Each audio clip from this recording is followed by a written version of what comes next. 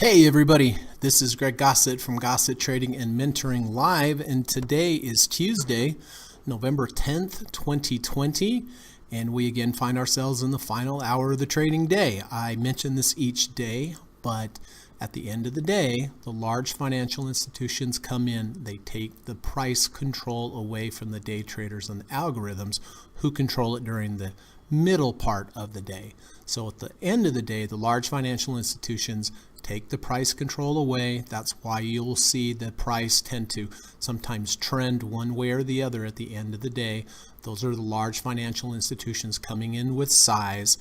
In the long run, I really do feel like following what the large financial institutions do at the end of the day gives you an edge.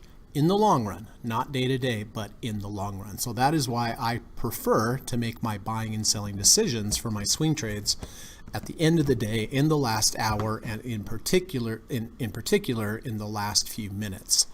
So thank you all for coming today. It's always nice to see everyone. I really look forward to seeing everyone. I'm so grateful that we have such a great group with such great input, great poems, great analysis. I think it's great. The more people that are in here, the better. There's a thing called the wisdom of crowds, where you have a lot of people, and the more data you get from a lot of people, the more accurate it tends to be. So thank you all for coming. I really do appreciate it. Okay, so we have a mixed market again today. As with yesterday, there seems really to be a rotation of money coming out of the techs into the industrials. The Dow is up 241 points. It's up 0.82%. However, the NASDAQ is down again 154 points, down 1.32. So the money is coming out of tech and it's bidding up the industrial stocks that are in the Dow. The S&P is down 4.5, so it's close to unchanged on the day, down 0.13%. So pretty crazy markets. Boy, it has just been a choppy, sloppy mess today on the intraday bars. Nothing seems to trend. It will go up and immediately reverse back, and vice versa. So if you're day trading, if that type of action is conducive to your trading, you're probably having a pretty good day. I've had a couple day trades, a couple good ones. I'll share those with you. But here's the plan for today. First of all, we're going to run the U.S. legal disclaimer. Secondly, we're going to come back, take a look at my current positions, talk about when I bought them, why I bought them, and how I'm going to manage them going forward. As I mentioned before, I did have 2 day trades, 2 good ones, one to the long side, one to the short side. I will share those with you. After that, we're going to go over to the board and see how your trades are doing, do a little show and tell. I see kind of a mixed bag over there, some green, some red. So we'll go through and we'll see how those are all looking. After that, we'll just switch gears. We'll talk a little bit about trader psychology.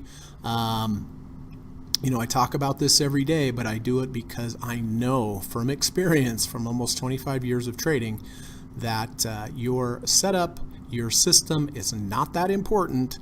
I mean, it's important in the fact that, yes, you have to use good trading principles, but the most important part is trader psychology, creating a plan, sticking to the plan, staying in that kind of happy zone in the middle where you're not too excited, you're not too depressed, you're thinking clearly, your emotions are not being amplified.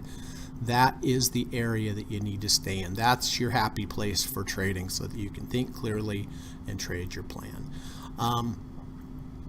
And then after that, I have gone down through my watch list. I have gone down through the results of Kamal Scanner. I do have 3 requirements before I look to enter any trade. First requirement, as always, I want to have a confluence or a combination of indicators lining up on multiple time frames. Indicators, confluences, what I look for are confluences of moving averages, ATR channels, RSI levels.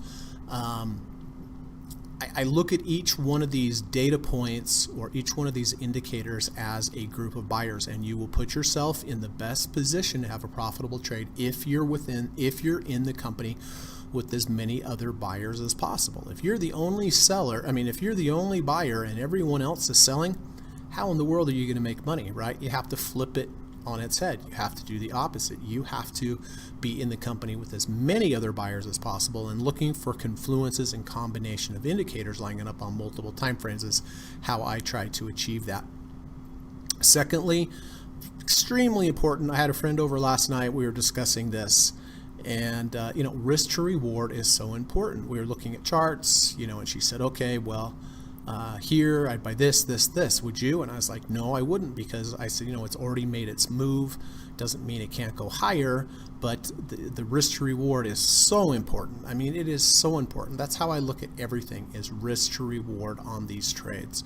I've heard it my whole trading career. Of course, when I was young, I didn't listen to any of it, of course. But when you go through the school of hard knocks and you've done this for a while, you realize that it is very important. So if some of you are new traders, please don't learn this the hard way. Believe me when I say this, you have to have a good risk to reward. It will just make everything better in your trading. So 2-to-1 is my minimum. If I'm going to risk $100, I want to be able to make 200 or more to the upside, or more. Number 3, please take a few minutes every day, look at your positions. If you're buying positions, think to yourself, are they correlated? Are they going to go up and down together? Because if they are, you're going to make double the money up, or you're going to make double the money down. I prefer, just with my type of trading and my nature and personality, I prefer to be as diversified as possible. 3/4 of all stocks go up and down together, but you can get some diversification if the positions that you take on or the companies that you buy, if they're in different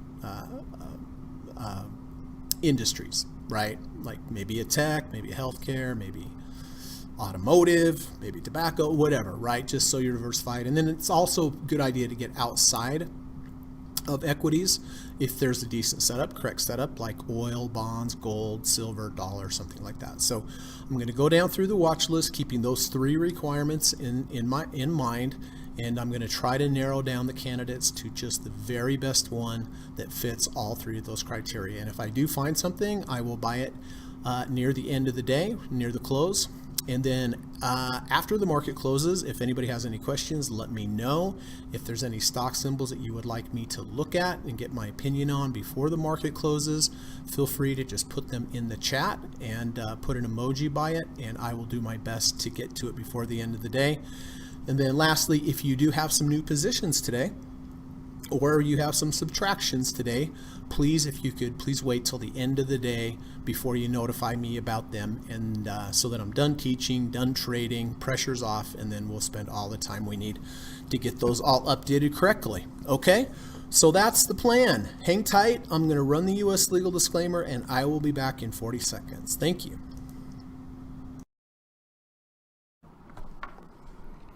This video or live broadcast, like all instructional materials produced by Gossett Trading and Mentoring LLC, is created and published for informational and educational purposes only. Please carefully read and/or listen to the U.S. government required disclaimer before watching this video or live stream broadcast. The video link and disclaimer text are located in the description section of this video or live broadcast, here and here. Thank you so much.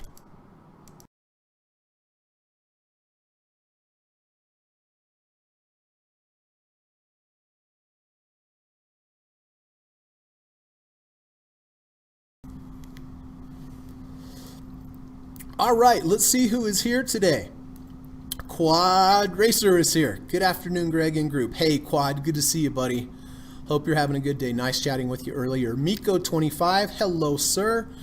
Hope you're having a good day. Hey, Miko, please get a hold of me so we can do that Skype call so I can update you on that, okay? Just give me a time, give me a couple options as far as days, and we'll set it up, and I'll look forward to speaking to you again. Mr. David is here. Hello, sir. Good to see you. As always, hope you're having a good day. I know he's having a good day on Berkshire, so good for that. Hello, Mr. Steve Burns. How you doing? Good to see you, my friend. Always an honor and a privilege to have you here, Steve. I really mean that. I know everyone else feels that way. I say that every day, but it's because I truly, sincerely mean it. So thank you for coming. Hope you're having a good day. Yavar is here. Hello, everyone. Hello, Yavar. Nice to see you, sir. Hope you're having a good day. Hey, Dan. Hi, Greg and the Gossets. Hey, buddy. What's happened, Danny boy? Good to see you. Bob is here. Hello, everybody. Hey, Bob. Good to see you. My friend Gary is here. Hello, Greg and group. Hello, Mr. Gary. Good to see you. Boy, I was talking to a couple people yesterday about Gary and Johan's 50% move yesterday on Hawaiian Airlines. Holy hamburgers. That was fantastic. Kamal, hey bud, good to see you. Nice chatting with you today. Thanks for being my trading partner. Thanks for letting me bounce ideas off you and so forth, and always the results of the scanner. Yavar says, read Steve Burns, very helpful. Isn't it the best? I'm telling you. I am telling you. As a matter of fact, my friend that came over last night, she brought over 2 books that she bought. She bought Moving Averages 101, second edition, and she bought the 5 moving average, I can't remember the title now, 5 moving average systems that beat buy and hold. And I've seen them in Kindle form, but in actual book form, it was really cool to see those. And so I'm having her read those, and we did a little lesson on one of the 5 moving average systems, the end of month SPY trade, which is really fantastic. But Steve, it was really kind of cool to open a book and see my forward in there in real print. So that was kind of a big deal. Frank is here. Hey, Mr. Frank, good to see you, my friend. Frank says, hey, Greg and group, I call it a watch out list. That's awesome. That is spot on is what that is. Should we start calling it the watch out list? Oh, lovely Ava is here. Hello, Ava. Nice to see you. Appreciate you being here. Hope you had a good day. I was actually reading one of your Twitter post was really great, so I retweeted that because that made sense about being grateful for what we have, not just looking forward to our goals, right? Steve Burns says, great to hear. Yvonne, yep. Steve Burns says, 1030 EMA cross under in VIX. Interesting. Well, that could be a good sign for equities now that the 10 has crossed under in VIX. Thank you, Steve, for letting me know that. I hadn't looked at that. Okay, Frank has a poem for us. All those quiet stocks, so hard to explain. The ones that shoot up before falling like rain. Some read their tea leaves. They want to believe. You never know if a stock has a card up its sleeves. Boy, isn't that the truth? Let me add this over here like so. And let's give it one more try. Ah, those quiet stocks, so hard to explain. The ones that shoot up before falling like rain. Some read their tea leaves. They want to believe. You never know if a stock has a card up its sleeve. That's true. A lot of things, to unpack in that poem. I like quiet stocks, right? Because quiet stocks move, right? But like Frank says, they move and then they can fall, So you just never know. All you can do, everyone, is just have a plan. You have to have a plan. You have to have, if then statements. If this happens, then I'm going to do that. If that happens, I'm going to do this. You need to know no matter what happens, if it goes down, if it goes up a little, if it goes up a lot.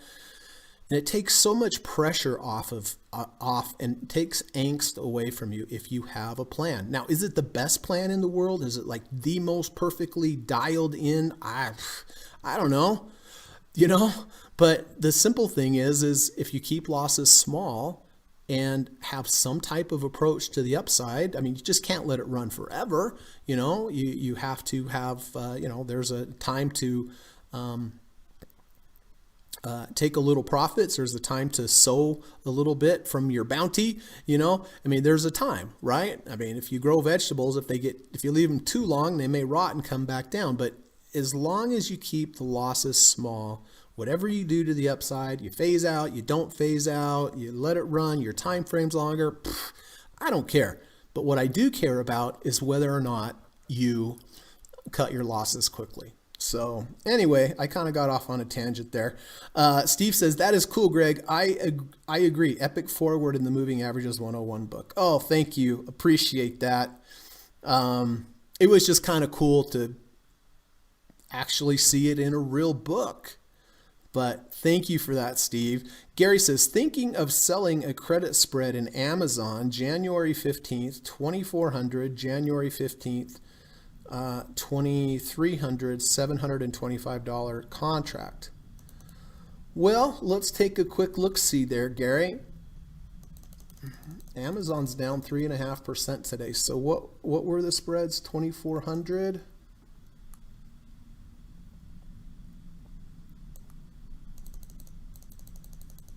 $2,400 and $2,300. Yeah, well, that would put it right under, quite a ways under the 250. Let's see where that lines up on the weekly. That lines up on the negative third ATR channel. Let's see where that lines up on the monthly at the just under the 20-month moving average support of the, yeah, I mean, that makes sense to me from a technical standpoint. I mean, that doesn't pay a lot. It sounds like a lot, but it doesn't pay a lot. I'm sure the delta on that is like 2% maybe. Is that about right, Gary? When is that out to? January 15th? Yeah. I've been thinking the same thing. It crossed my mind earlier today, as a matter of fact, about reinstituting my puts. But I wasn't going to do put spreads. I was just going to sell puts. But I really want to see it go down before. But I'm sure the delta is very, very small on that. Steve says, but yeah, those numbers make sense to me just looking at the technicals. Oh my gosh, Steve, you're right. Alibaba is down 8%. My goodness. Speaking of puts, 234, 178. I might sell those at 178. You are right, though. It is broken. Beyond Meat, never expected Fate Meat to get slaughtered. I had my first trade on intraday trade today on Beyond Meat. Speaking of Beyond Meat, I shorted it, and I'll show you that in a minute, but it worked out pretty well. Gary says delta is 3. Okay, so I was close. Mr. Jackson, good to see you. This is Jackson, our friend from Australia. Jax, it was great speaking with you last night on Skype and catching up with you.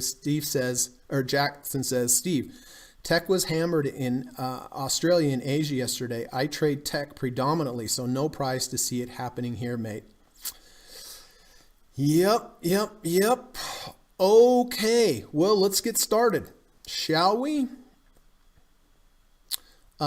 First on deck, SPY trade. I do buy the SPY every day at the close. I hold it overnight. I take that overnight risk. I sell it first thing the next morning. Why would I do such a thing? This is based upon a long-term back-tested study from Lizanne Saunders at Bespoke Invest. She's the chief investment officer over there at Charles Schwab. Since 1993, they tested 2 approaches. Approach number 1, buy the SPY at the open. Hold it through the day, sell it at the close. This approach, done every single day since 1993, returned a negative 13.9% return. The opposite, which is what I do, buy the SPY at the close, hold it overnight, take the overnight risk. That overnight risk, I feel, is where the edge is in this approach. Sell it first thing the next morning. This returned a positive 634.2% return. So if you do it every day, it's just like owning the S&P 500, but instead of owning it during the day, you're only owning it at nighttime, which you can see clearly from the data. This is the preferred option. Past performance is no guarantee of future results. It has worked well for many, many years, but it doesn't mean it's going to in the future. Blue line, buy the close, sell the next morning. Orange line, buy the morning, sell the same day close. Over time, it's not even close. Orange line has done nothing. Blue line, all it's done is gone up. But this looks easy when you look at this chart, but there's ups and downs to this, everybody. I have been through them. So if you're considering using this approach, I would be consistent with it, and I would use a very small position size, like a 5% position size, not as your risk, but as what you're actually buying. So if you had $100,000, maybe $5,000 worth of buying the SPY, selling it first thing the next morning. So a little bit of a loss on this today. I did buy it yesterday at the close at 354.56. I sold it today at 353.52. So I lost about $1.04 on the trade. But not a big deal after yesterday's 14-point gap up. And I did my numbers. I am positive with this big monster move. That got me positive net for the year using this approach, which is a huge deal. I just never thought it would even be possible. It was so horrible and brutal back in February and March. I mean, just unbelievably brutal. But I am positive. And that's even with me skipping the election night trade. Had I done that, I would be even more positive. But nonetheless, I think that's a milestone moment. Even with today's little loss, I'm still positive on the year. So I have been positive in 2019 with this, very positive. And then this year so far, positive as well. So very grateful for that. I will buy this again today at the close as always and sell first thing tomorrow morning. VIX. Okay, Ramble Ron and Quad and I did buy VIX yesterday at 1991 with the under 30, over 30, under the negative third, over the negative third. Bought it here at 1991. Currently it's 1968. It is down a bit. It's down 0.71%. So was up earlier. Kind of got close to one of my profit targets. Now that I look at it, it didn't get that close. But anyway, I'm going to keep this. I'm definitely going to keep this. It's holding the 30 RSI. It's not a large position. So I will keep this. Apple. Oh boy. All right. Make this easy. So let's wait a minute. Okay. So Frank has a runner, a 10% runner from where he bought at 111. So I want to get that out of the way. It's at 116. Gary bought at 108 down here. So we had some deep dip buyers. We had Gary and Frank as deep dip buyers. Stephen, Johan, and I did buy Apple yesterday. Let me come over here to a chart that's not so crazy. I bought it here at 116.58 with the 1030 EMA crossover. It happened in the value zone. It did not happen at an extended level. So I prefer these. So I did buy it at 116.58. It's 116.74. So it is up slightly on the day. But the more important thing is that it rejected the 10 and the 30 today and came back up. We actually even have a V1. It has nothing to do with this crossover approach, but a V1 is always a good thing if you are long. So it looks like we're slightly positive in the trade. If the price closes below both the 10 and the 30, the way that I approach this trade is I will get out of half. If the 10 then crosses under the 50, I will get out of the other half. I hope that makes sense.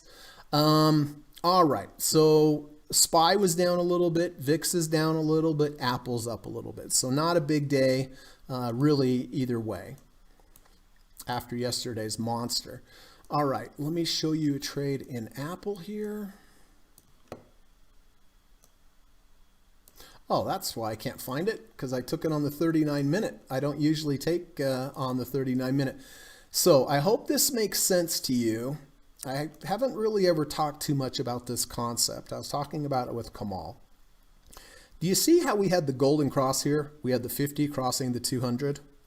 I have noticed from all my years of trading, whenever you have a major crossover like this, I like to buy the first dip.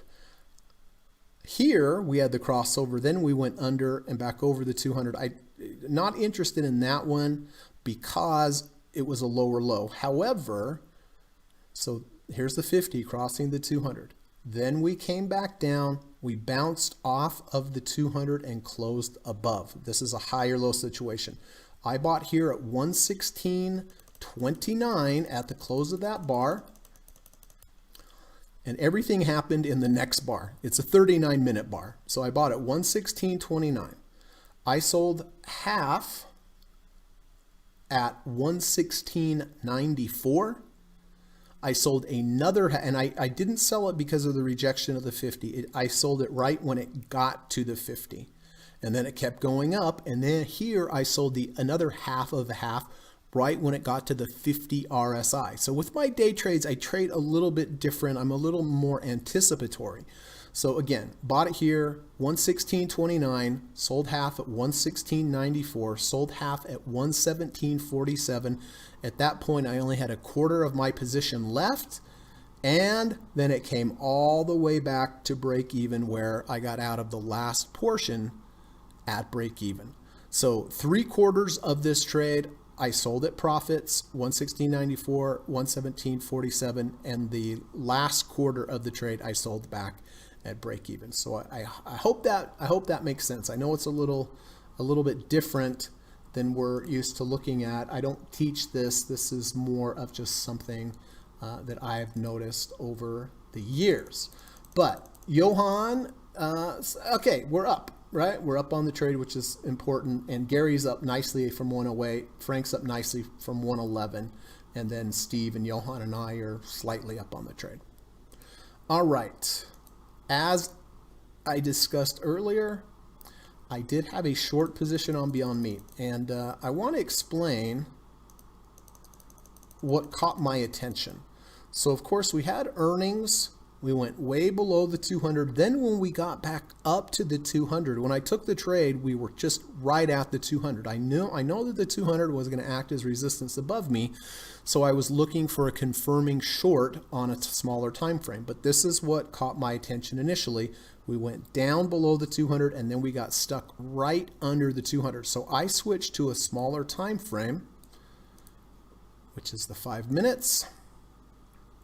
I was looking for a valid signal. Well, here we go. False breakout to the upside. Here was the high. We broke up. We failed below. We also had a V1. I shorted here at 123.59. Once it starts to move nicely my way, I always take half off. I'm not waiting for a rejection or anything like that. Just when it goes my way, I take a little.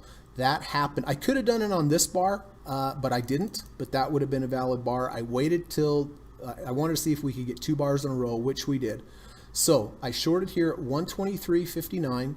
I covered half at 120 even. Then we had a close above the previous day's high. I got out of another half, leaving me a quarter.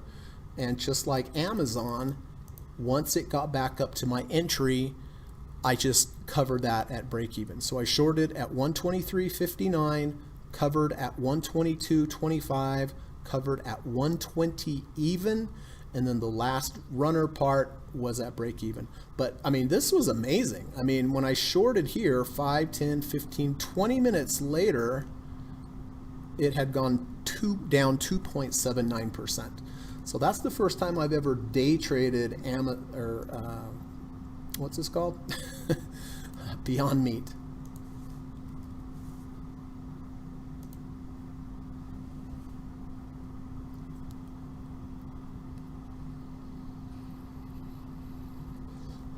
Jackson says SPY equals mean reversion, Greg. Yeah. That's stock market in a lot of ways, mean reversion. Jackson says glad it's netted positive VE. Great news. It's not a lot, but as far as I was down earlier in the year, it definitely. Frank says the overnight SPY trade looks pretty sane compared to the day lately. I know. Oh, you guys warming up to the SPY trade a little bit? Hey, Johan, good to see you, bud. Hope you're having a good evening, my friend. And I was mentioning earlier, just was so amazed at Johan and Gary's 50% move yesterday. I mean, there were some big moves yesterday. Steve had a 25%er. There were a lot of 10, 11%ers. So, yeah. Steve says IWM has a 1030 EMA crossover, but is at the 70 RSI zone, so no trade for me. Yeah, that would be no trade for me either at that level. Steve says very nice Beyond trade off the 200 day. Beautiful, nice staged exits, great percentage return. Yeah, it was pretty decent. It was pretty decent, but I'll tell you, I position sized correctly for it, but when it first started to move, I was like, ooh, this is a little strong, both to the upside and the downside. But I think that's a good example on Beyond Meat, again, of looking at the longer time frame before looking for a day trade. And we went down. Yes, very often when you're below the 200, you can go back up, and it's kind of that 200 day is kind of a magnet, but then it's resistance. So I would have to wait all day to trade this on the daily. So that's why I went down to the top, the shorter time frame, and looked for that entry, which was the false breakout to the downside and the bearish V1. And one of the things with my day trading that I am a little different on my day trading than my swing trading is I take profits. I anticipate profits. If I'm coming up to the 50 RSI above me, I don't wait for it to reject it. I just cover it there. And on this trade, like I mentioned, it got up to the 50 MA, and I just covered it right when it was there. And then it went above higher, went right to the 50 RSI, and I was like, cover it. So have to be a little quicker on the draw, I think, with day trading so far, at least in my experience.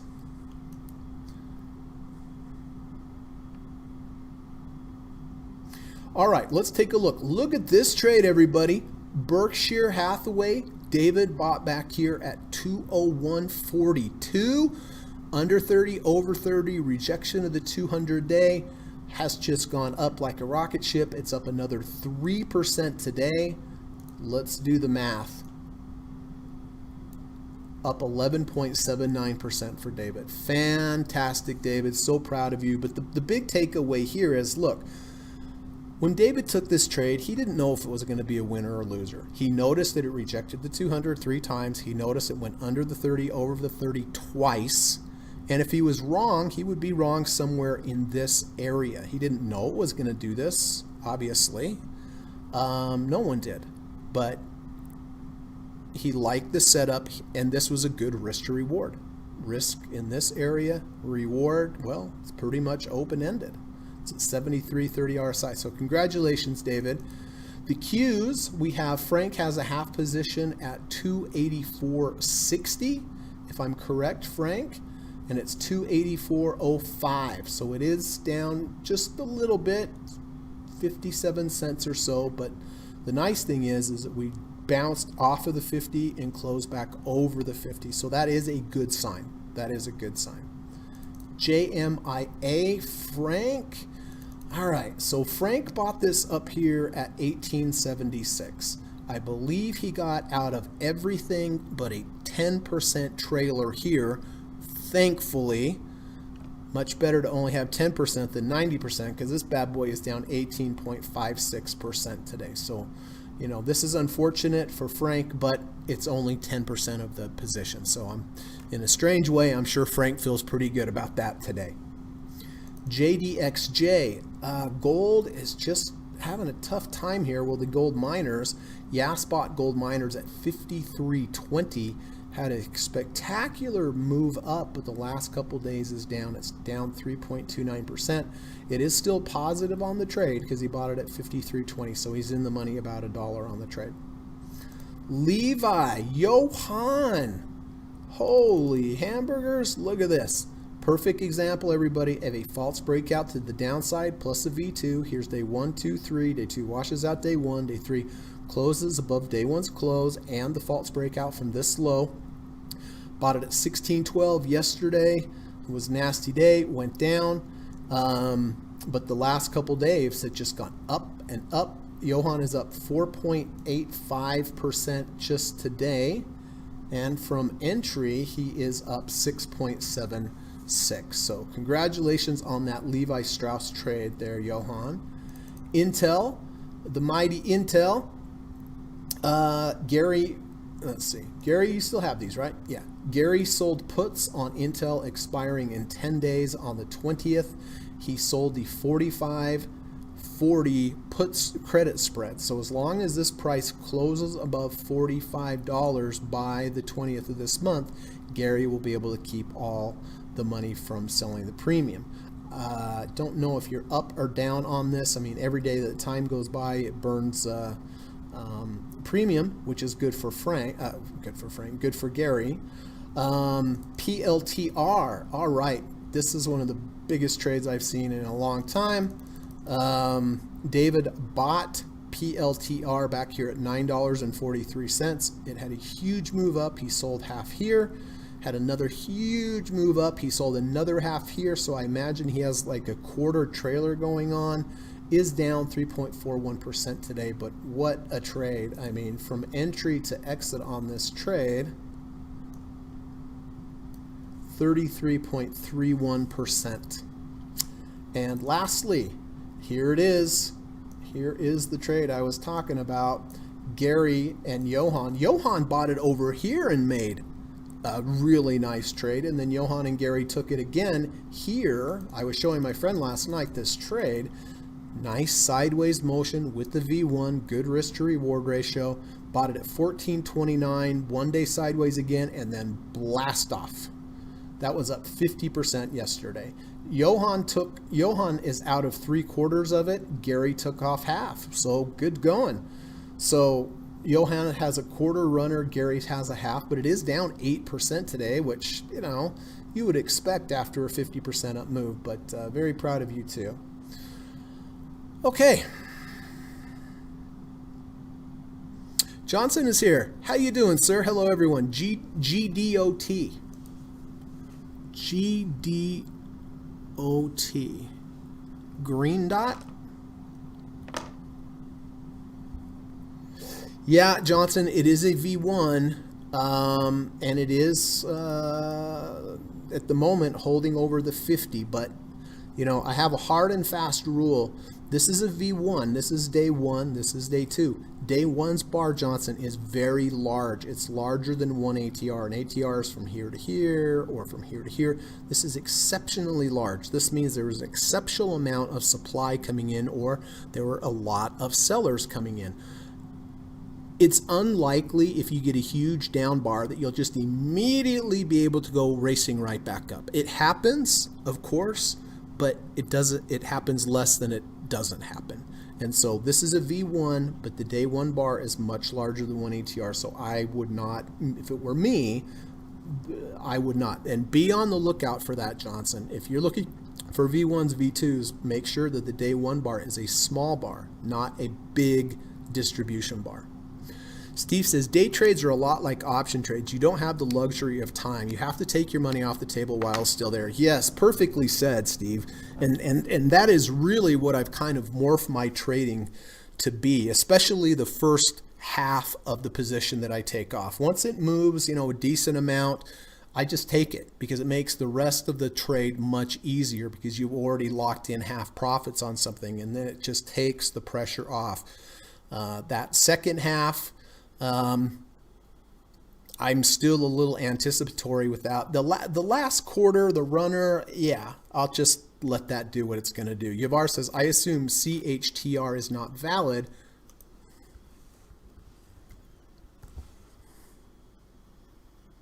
Yeah, it's exactly the same thing, Yavar, that I was discussing with Johnson. Yes, we have a V1 right up against a big monster down bar. Look at the volume yesterday down, look at the little volume up, and to make matters worse, you know, if we today got up to halfway of yesterday's big down bar, I would switch to a shorter time frame and look for a short, 100%. So no, I in my opinion, I would not go anywhere near that trade. Okay. So listen, we're going to go through the watch list, look for an end of day trade. But before we do, you know, I just want to talk about trader psychology. As you know, I follow many different people on Facebook and Twitter that post good things about trading, psychology. And of course, my favorite is Steve Burns, who's right here in the chat with us. This is over from Facebook at the New Traders, Rich Traders. You know, if you're interested, go over to New Traders, Rich Traders on Facebook and apply to get in this group. It's a serious group. It's a really good group. There's no nonsense. It's really good trading. But let's see what Steve has to say. As a result of having no system and no rules, they have no way of effectively managing their trading. How well do you think a company would operate with no plans, no business systems, and no rules? Because they have no rules to follow, everything no rules discretionary traders do is a mistake, and that's by Van Tharp, very famous financial educator. It's true. I was just mentioning earlier, you have to know exactly what you're going to do. If-then statements. If this happens, I'm going to do that. If that happens, I'm going to this. No matter what happens, you have to have it covered. I couldn't even imagine just trading from the hip and just going, woohoo, this is good and fun and whatever. But I mean, businesses don't run like that, do they? They have rules, they have procedures, they have things in place. If this happens, they're going to do that. If that happens, it's going to do this. Well, trading is a business, everyone. It's just the same. So, you hear me talk about this all the time, and I know a lot of you have these rules in place, but if you don't, you've got to get them in place. You've got to get them in place. Rules about where you get in, where you get out, how much you're going to get in, where your emergency stop is, what kind of setup you're going to take, what type of pattern you're going to take. Just like I was talking before with Yavar and Johnson, if a V1 happens, but bars 1 is too large, then that's part of the business rules not to take that trade. But let's read it one more time. As a result of having no system and no rules, they have no way of effectively managing their trading. How well do you think a company would operate with no plans, no business systems, and no rules? Because they have no rules to follow, everything no rules discretionary traders do is a mistake. So anyway, that's Steve Burns over at New Traders, Rich Traders, or you can follow Steve over on Twitter at @SJosephBurns. Oh man, we're running late today, or I'm running late today, huh? Frank says, even out of the 10% thanks to my emergency stop. Well, there you go. Frank had an emergency stop, which is part of his trading plan. It's part of his business plan, if you will. Right, Frank? Excellent. I'm sorry you lost money on that trade, but I'm comforted by the fact that I know that Frank has plans, regard contingency plans. And I already knew Frank had that, but just to point out to everyone else. Frank says, options are all Greek to me. That's funny. Gary says, I am even right now on you're even right now on Intel. The 45 puts are holding very steady, still have a 41 delta. There's only about 0.04, so not much making ground on the theta. Yep. That's going to be that one's going to be a little scary with it being so close to 45, Gary, right? Kamal says, W, large down bar. Yeah, here's another example, everyone, of a V1 up against a large bar. And I do want to point out, yesterday's bar looks like it's this big, right? It's not that big. It's actually from the close to here. Hope that makes sense. It looks like it's this big, but the real true range of this bar is from the close to here. So if you look at this,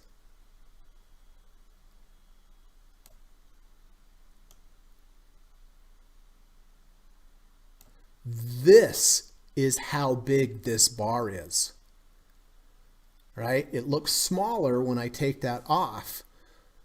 So this is how big it is. If we rally back up to here, that would be about the true halfway mark Fibonacci retracement. And if we did get back up here, I would switch to a shorter time frame and I would look for a short. But yeah, I wouldn't take this today, that's for sure.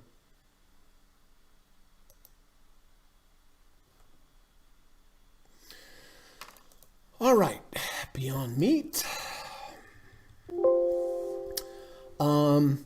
You know, the scanner picked this up earlier, probably with the possibility of the close above the 200-day moving average, but right now it is below the 200-day moving average and it is below the 30 RSI. So very likely this this one will not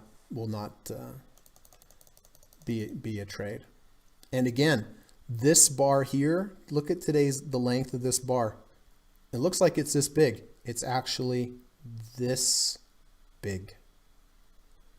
So from here to here, we rally to halfway. Yeah, it might rally to here, but that's what's going to find that 50 fib resistance. But regardless, I mean, it did go under the 250 and over 250, but it rejected the 200.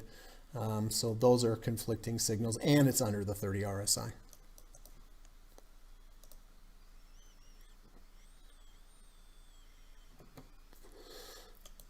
Let me take a quick look here. Oh my. Sorry, 1 second.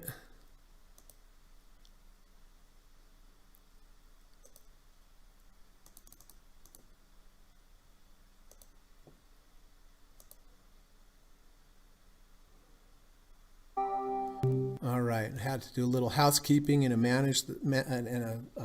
account that I manage. Electronic arts. Okay, well, we have a false breakout to the downside from over here. We also have a V2. Here's day 1. Day 2 washes out day 1. Day 3 looks like it's right about over the close, but day 1's bar, is it this big or is it this big? Day 1's bar, the true range is from here to here, making day 1's bar much larger than 1 ATR. Even this little part of the bar is 2 ATR, so no interest in EA. Zanga, you know, I tried to backtest this. Kamal, I don't know if you have time. Does Zanga backtest well over the 250? And also it went under 30, over 30. Oh shoot, where are my notes now? Come on, Greg.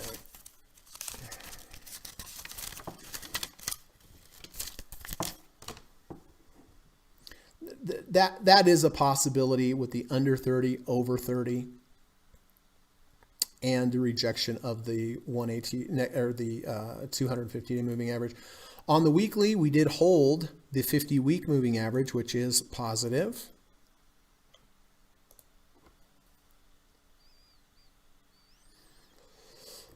All right, Beyond Meat, we already talked about that. W, we already talked about that. No. WB, this one's just too high for me. It's up 75 RSI. CTAS, Cintas, rejected the third ATR channel, rejected the 70 yesterday, so no. USAU looks pretty strong. It's US Gold Corp. But there's no V2 here. NVR, well, earlier in the day it triggered a V2. The day 1 bar is not too big, which is positive. 14,181 shares traded. So that takes it away for me for sure. GILD, look, this is a very strong bar. MACD is positive, under 50, over 50. This looks fairly decent, but with these big, large bars, I would prefer to watch this tomorrow, see if I could get a price movement back closer to halfway of this bar, giving me a better risk to reward ratio. So I'll have to make a note of myself. Maybe someone can remind me. I'll leave it on here, but I'm not going to buy this. This does look good. It's a bullish engulfing bar. It's a V1, under 50, over 50. MACD's positive. On the weekly, it's rejected the second ATR channel.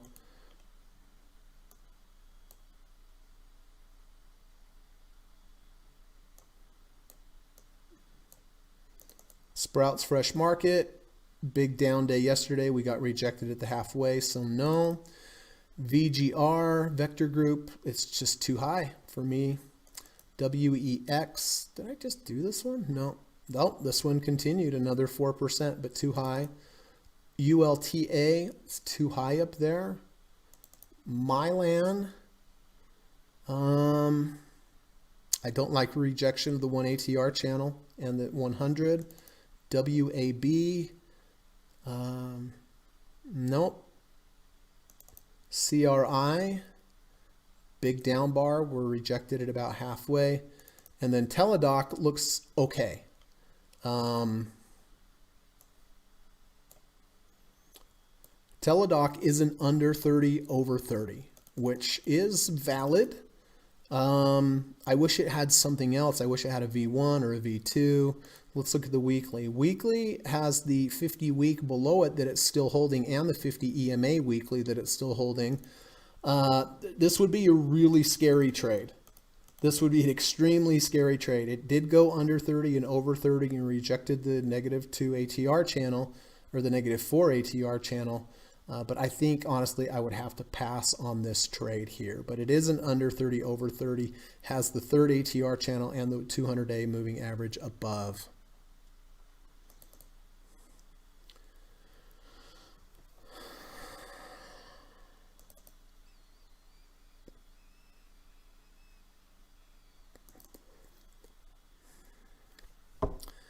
You know, the big down bar on Zynga here is going to coincide right with that -3rd ATR channel. I mean, this may have another day up.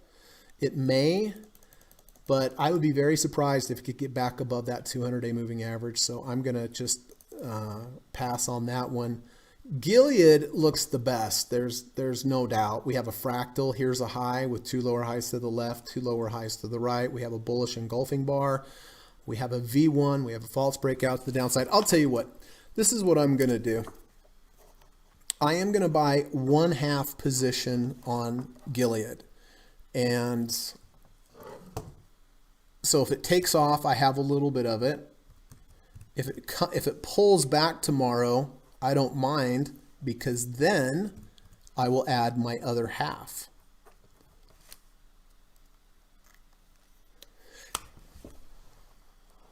Johnson said, is it worth watching for a bounce in the near future? I think, I do think it has a potential for a bounce, Johnson, but like I just went over that trade, I think it has a day in it at the most. And I think it's going to run into the -3rd ATR channel. It's going to run into the 200-day moving average. And at the very least, it's probably going to run into some Fibonacci resistance here. I would not take that trade today, to be honest with you. Dave Lincoln's here. Buddy, what's happening? Send regard from Cape Cod. Good to see you. If you don't know who this is, Dave Lincoln, this is my VIX expert friend over on the Dave Lincoln Short Vol Show over on YouTube. If you want to know about the VIX, go over to the David Lincoln channel over on YouTube, and he talks about VIX almost exclusively. He's an expert on it and knows all the nuances and strange voodoo magic of the VIX that seems unknowable, but he knows it. Good to see you, Dave. Hope you're having a good day, my friend. And I'm pretty sure the last time I looked at your post, you were short VIX, so excellent day. And, Steve Burns just pointed out that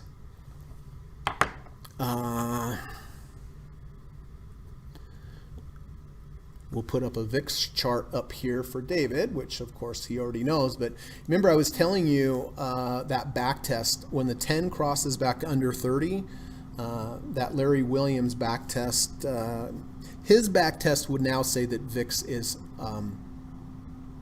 okay to short vol at this point. The back test works out that if the 10 is above the 30, it's not a good time, unless it gets to certain levels. But I think possibly you shorted up here, so excellent.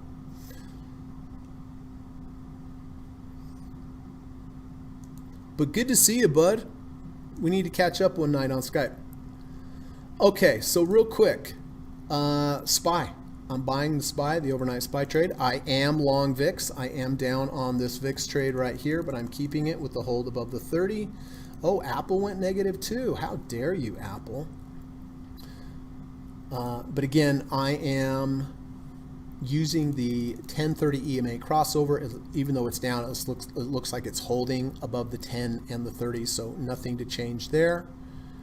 And then Beyond Meat, I had the nice short on Beyond Meat. So Gilead, I do like that setup. I am going to only take a half a position. That way, if it comes back tomorrow, holds that 50%, I'll add that other half. It's not averaging down. I guess in a sense it is, but not in my mind, because that was part of the trade plan, right? So again, I'm taking half position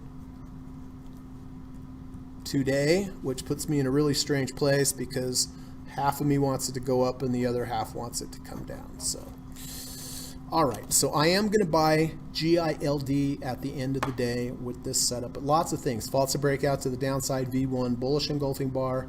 I take that back, everybody. I am sorry. I will buy it, but only if it closes over the 50 RSI. It's 49.15. We've already rejected the 50. So if it closes above the 50, I will buy it. If it closes under the 50, because it's already rejected the 50, I will not buy any of it. So I hope I'm clear on that. So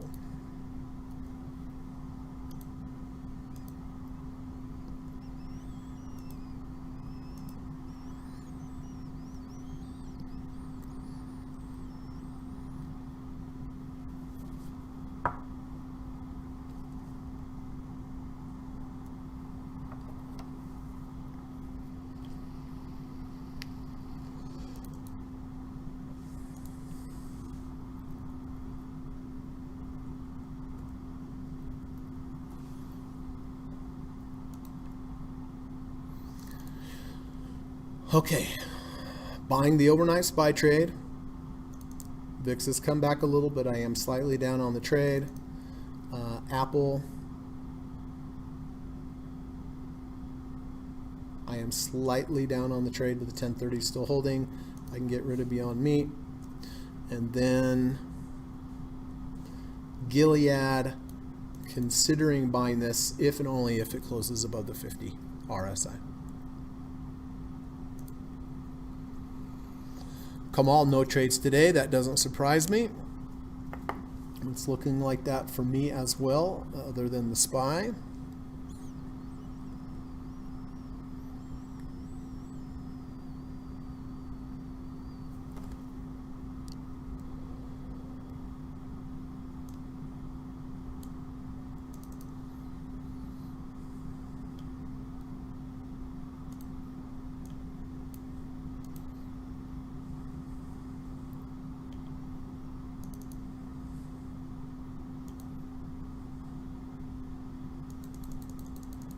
$49.15, it could get there.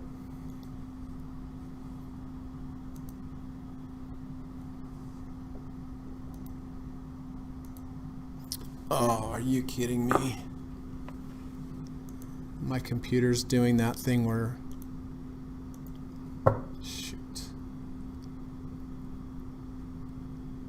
Yeah, my trading platform froze up.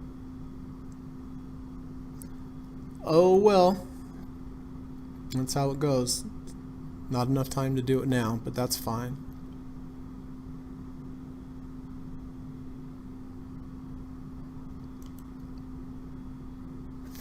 Well, I guess I'll do this. Okay. In task. Ah, man, it's been doing that a lot lately. I don't know why, but anyway, let me get it back up and running. But I'm gonna miss that trade, but it was under anyway, so I wouldn't have taken it, so that's all right.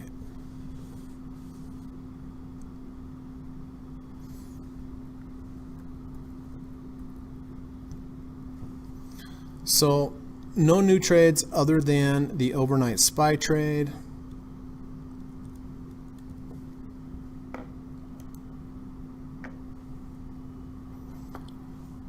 See where I got that right here.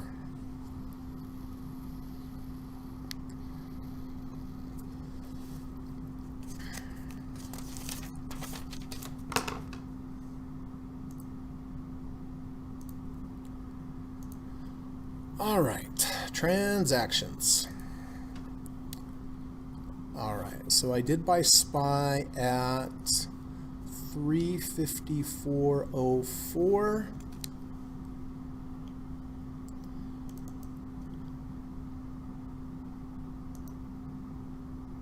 Move this over here. 354.04. And that's it. So that's the new SPY trade. VIX trade was down. Apple trade was slightly down. And then I did not take the Gilead. So that's all I've got. I've got SPY, VIX, and Apple. I think that's what I had yesterday. That's exactly what I had yesterday. All right. So listen, if you have any positions, any new entries or exits, please do me a favor and go ahead and just put them over in the live stream, and we'll get them all taken care of. Before that, I just quickly want to remind everybody that I do offer and teach private one-on-one lessons in the evening time via Skype. I do love to teach. I've had really good success with my clients. I think I teach a really good course. I've traded for almost 25 years. I have studied one-on-one with Steve Burns, Kerry Lavorne, Larry Williams, Dr. Alexander Elder, and the course that I teach is a compilation of everything I've learned from these four gentlemen. Different approaches, but each approach works in a different kind of market. So the course is 15 hours, 5 sessions. Each session is 3 hours. It's an intensive course. The format is basically I teach the lesson, I have you teach me the lesson back. I throw a lot of curveballs at you, see if I can mix you up so that I really know you have it. And then we do chart study. We just do chart study. We go from day to the next day to the next day to the next day. And, you tell me where you're getting in, where you're getting out, where your emergency stop is, where your ultimate profit target is, all this kind of stuff. And if you're wrong, I'll let you know, right? But if you're right, I let you keep going. And then we do that for all the different approaches. So, if you're interested, it's $1,000. I think it's money well spent. I think it's worth every penny. I think it's worth a lot more. But if you do want to improve your trading and learn everything that I do, then sign up with the course for me and we'll get to it. If you're interested, send me an email. Just let me know you're interested in possibly taking the course. I'll reply and say, hey, let's have a Skype call. Skype call is not a sales call. I'll never ask you if you want to take the course or put you on the spot. All I want to do is talk to you, learn more about you and your trading, your challenges, and your goals. And then it's a good time for you to ask me questions about the course. And then when we're done, I'll say, nice chatting with you. Think about it. If you want to take the course, you know how to get a hold of me. And then lastly, if you did like today's podcast, I really would appreciate it. If you found it helpful.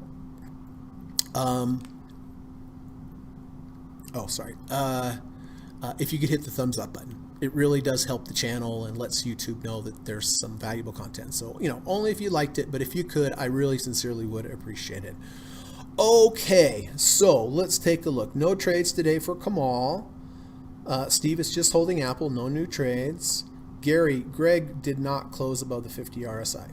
No, I did not take it. I did not take it either, Gary. Johan, no trades. Okay, Gary, no new trades. Gary says, thanks, Greg and group. Enjoy the day. Thank you. Thank you, Gary. Good seeing you. Good seeing everybody. Yeah, Kamal, I think I can do that. Is 10 o'clock my time, 9 o'clock your time? Would that work for you, Kamal? I just saw that message you sent.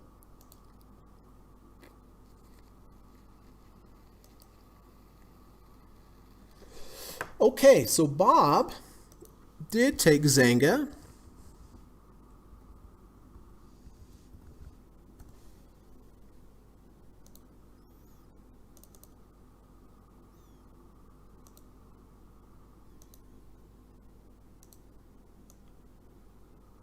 $7.91. Hey, nice going. You're already in the money there, Bob. Bobby boy. Excellent. Looks like you got it right when it almost formed the V1. Boy, that's a nice trade already, Bob. 3%, I would say.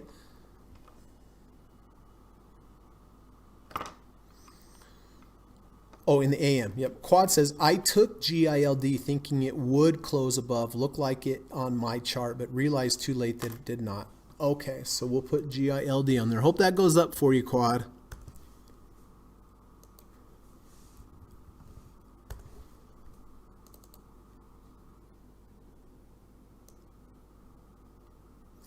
I've had many trades where it's rejected the 50 and I didn't take it and it went skyrocketing up the next day. So it definitely could happen.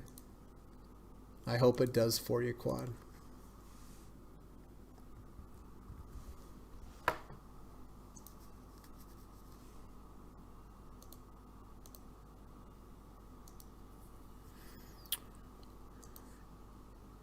Okay, sounds good, Kamal. I'll see you at 9 p.m. your time.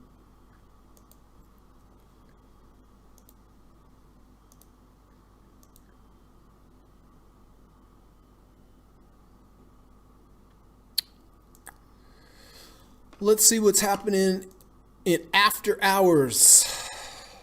Apple up 25 cents. S&P up 48 cents, 52 cents. VIX also up to be even more confused. Wow. So not a bad day, all in all. I lost on SPY, I lost a little on VIX, I lost a little on the Apple, but I made nicely on the two trades, the Apple long trade and the Beyond Meat short trade. I got to tell you, I am becoming more and more of a fan of day trading, not just day trading for day trading's sake, but adding day trading to my other trading so that I'm trading on many different time frames. Of course, you know, I usually trade on the 5-minute chart or the 39-minute chart for day trades. Then, of course, trading the daily swing trades. And I am going to make a point to start incorporating weekly trades in as well. Weekly trades will be taken at the end of the week on Friday, because that's when the bar closes. So that is a goal for me in the future, and I will be talking about it here on the channel too, especially on Fridays.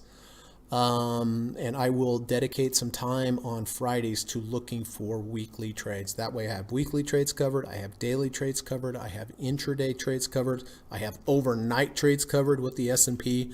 But you know, sometimes one time frame won't be doing well, but the others will, or vice versa.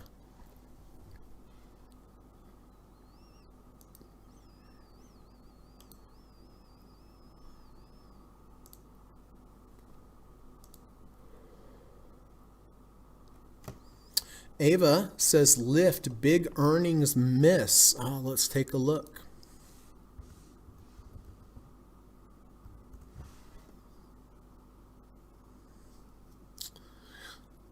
So they're down 1%, unless was earnings this morning? Maybe earnings was this morning, Ava. Who knows? Let's see.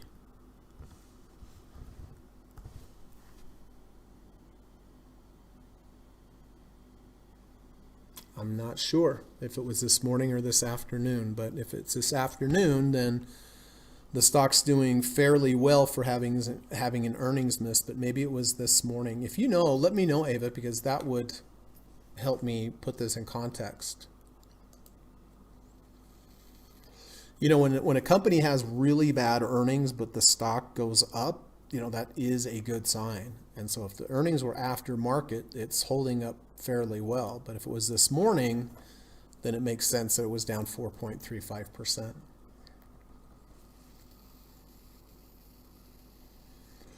This afternoon, okay. Well, see, that changes it, Ava.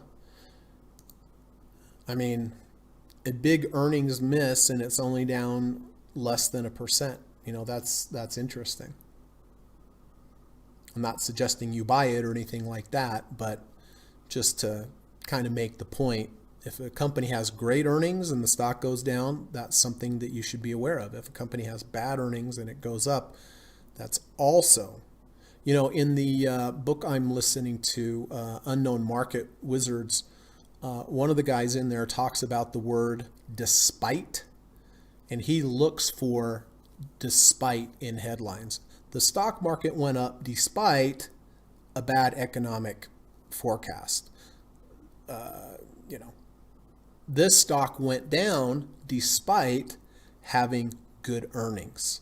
Bonds went up despite this or that. I think you get the idea. So this is kind of what I'm talking about.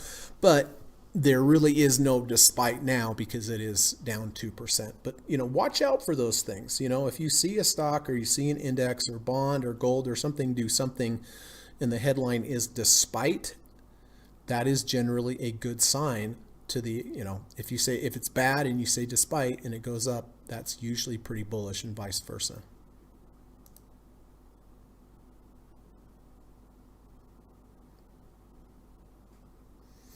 Ava says not too much down, probably because it's not a big surprise. Yeah.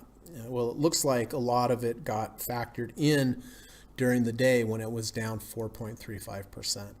Frank says the cross currents in this market are tough on a little rowboat. I know, it's true. It's been pretty wild. It has been a pretty wild.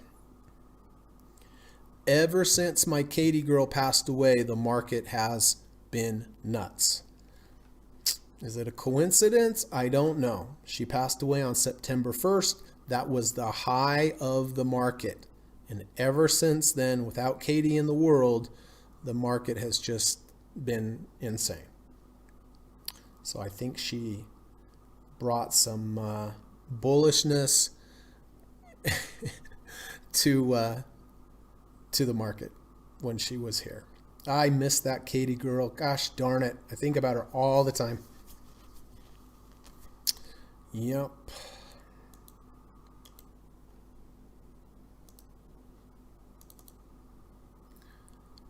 Okay. All right. Well, it is snowing outside.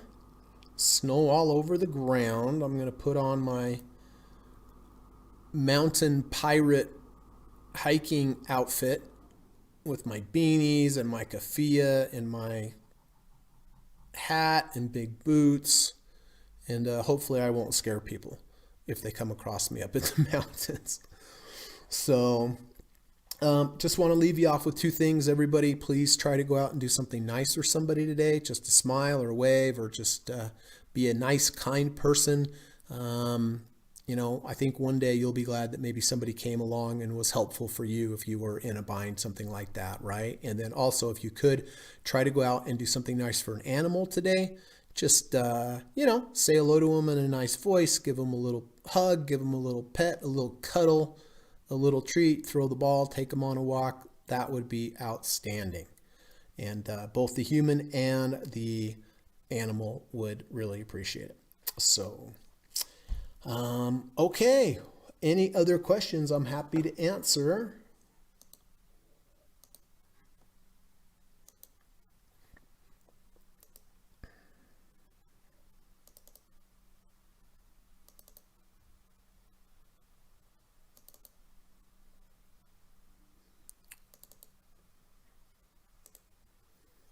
All right. I think that's it.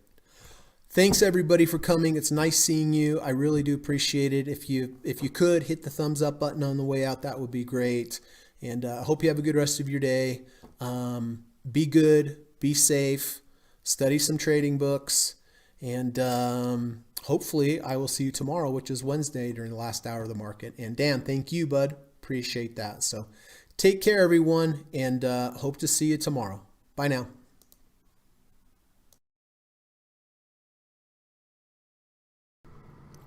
U.S. government required disclaimer. Stock, options, futures, and forex trading is not appropriate for everyone. While there is a potential for large rewards, there is also a substantial risk of loss associated with trading. The material in this video or live broadcast is not geared towards any particular individual or to any particular financial situation and is not intended to meet the particular investment objectives of any viewer. This video or live broadcast, like all instructional materials produced by Gossett Trading and Mentoring LLC, is created and published for informational and educational purposes only. Any and all information contained in, implied, or referenced by this video or live broadcast is not to be construed as investment advice, and no representation is made that any individual or entity involved in production of this video or live broadcast is an investment or financial advisor or is registered or authorized to give any financial advice. We are publishers and educators only. Therefore, the various producers of this video or live broadcast will not accept liability for any loss or damage of any kind which may arise either directly or indirectly out of the use of any of this material, including any loss of profit. No representation is made that any account or investment will or is likely to achieve the profit or losses demonstrated. We recommend consultation with a licensed and qualified professional before making any investment decision. This video or live broadcast is not to be construed as an offer to buy or sell any security, financial instrument, or financial product of any kind. Notice is hereby given that any individual or entity involved in production of this video or live broadcast or their clients may have an interest in any security, financial instrument, or financial product mentioned or referenced. Any simulated or hypothetical performance result depicted does not represent actual trading and therefore may under or overcompensate for the impact of various market factors such as lack of liquidity. Thank you.